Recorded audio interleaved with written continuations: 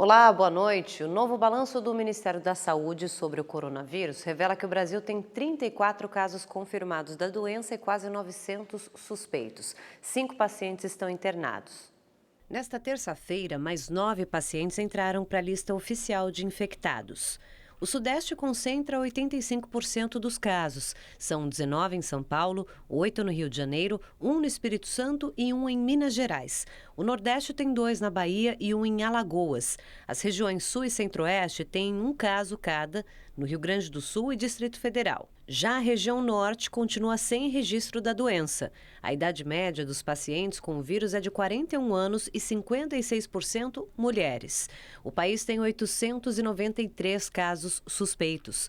Uma paciente de Brasília, que é o único caso considerado grave da doença, apresentou uma piora no quadro respiratório.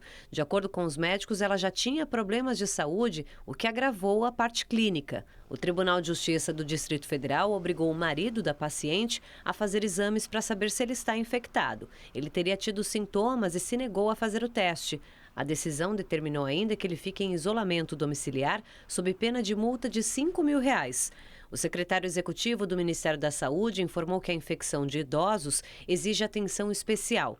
Os casos, quando atingem idosos, principalmente acima de 80 anos, são sempre de uma gravidade acima da nossa expectativa. Esses casos, eles têm ficado em UTI, aqueles que saem da UTI, que têm alta, eles ficam em torno de 3 semanas internados. Nesta terça, a Comissão Mista de Orçamento do Congresso aprovou a medida provisória que destina R$11 milhões ao Ministério da Defesa para ações de combate ao coronavírus. A medida já está valendo, só que ainda vai passar pelo plenário da Câmara e, se aprovada, segue para o Senado. E há pouco, o governo do Distrito Federal confirmou o segundo caso de coronavírus em Brasília. O paciente é marido da esposa de 52 anos que já foi diagnosticada com a doença. E o presidente Jair Bolsonaro já retornou ao Brasil da viagem que fez aos Estados Unidos e deve pousar em Brasília daqui a pouco. Em discurso nesta terça-feira em Miami, o presidente minimizou a crise nos mercados globais e a dimensão dada pela imprensa em relação ao coronavírus. Os números, não só da economia, bem como das demais áreas, falam por si. Durante o ano que se passou, obviamente temos no momento uma crise, uma pequena crise, né? No meu entender, muito mais fantasia a questão do coronavírus, que não é isso tudo que a grande mídia propala ou propaga pelo mundo todo. A outra, alguns da imprensa conseguiram fazer de uma crise a queda do preço do petróleo. Entendo que daria muito mais, é melhor cair 30% do que subir 30% o preço do petróleo. Mas isso não é crise. Bom, e o presidente Bolsonaro já voltou ao Brasil da viagem que fez aos Estados Unidos e deve pousar daqui a pouco em Brasília.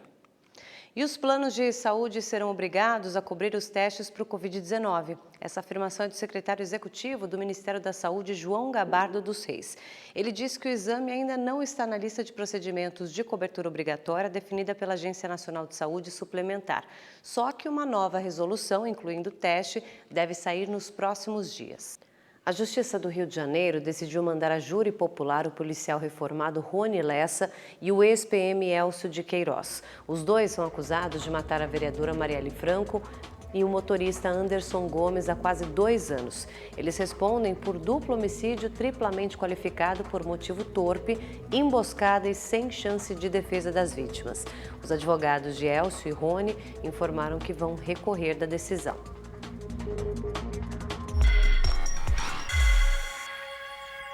Está sendo velado na Câmara Municipal de Ferraz de Vasconcelos o corpo do secretário de Esportes da cidade, Francisco Pereira de Brito. Ele tinha 46 anos e foi assassinado nesta segunda-feira em frente de casa. Um dos filhos da vítima estava com o pai no momento do crime e não foi atingido. Câmeras de segurança registraram a quadrilha fugindo em um carro depois da execução. O veículo foi abandonado numa área de mata horas depois. Os homens teriam chamado o secretário no portão e, quando ele saiu, efetuaram mais de 20 disparos. Doutor Tico, como era conhecido, também tinha formação em direito e atuava como advogado criminalista. A quadrilha é procurada pela polícia. Um motorista de aplicativo de 53 anos foi preso nesta terça-feira na Baixada Fluminense, acusado de estuprar um adolescente de 13 anos durante o trajeto no bairro de Botafogo, na zona sul do Rio. Os pais do menor procuraram a delegacia da criança e do adolescente no dia 19 de fevereiro e denunciaram o crime. O homem já tinha feito mais de 1.000 corridas pelo aplicativo. De acordo com a polícia, ele teria convencido o adolescente a praticar o ato sexual, o que é crime por conta da idade da vítima. Os investigadores apuram se o motorista cometeu outro estupro dias antes. A Uber lamentou o episódio, informou que a conta do motorista já foi desativada e que a empresa está colaborando com as autoridades. Uma operação contra o tráfico de drogas em Visconde do Rio Branco, interior de Minas Gerais, resultou em 12 prisões. Um menor também foi apreendido.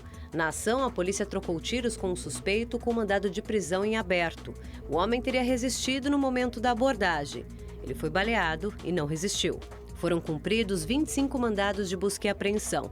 Com os suspeitos, a polícia ainda encontrou R$500 mil em dinheiro. Segundo a investigação, a quadrilha controla o tráfico na região há pelo menos 10 anos. Olha, o Instituto de Segurança Humana, que é um órgão ligado à Organização das Nações Unidas, anunciou nessa noite a instalação de uma chancelaria aqui no Brasil. A cerimônia foi em São Paulo. Os detalhes com Joyce Mafezoli.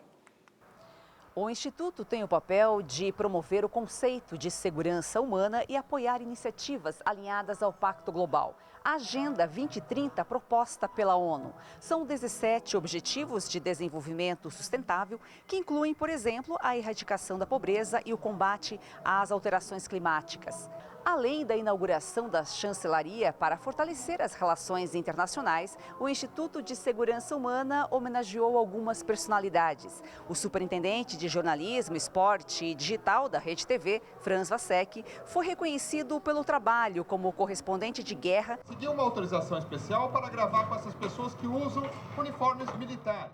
E também pela atuação como executivo de jornalismo. É um prêmio especial, segurança humana sob o olhar da criança, é fundamental a gente pensar nas futuras gerações.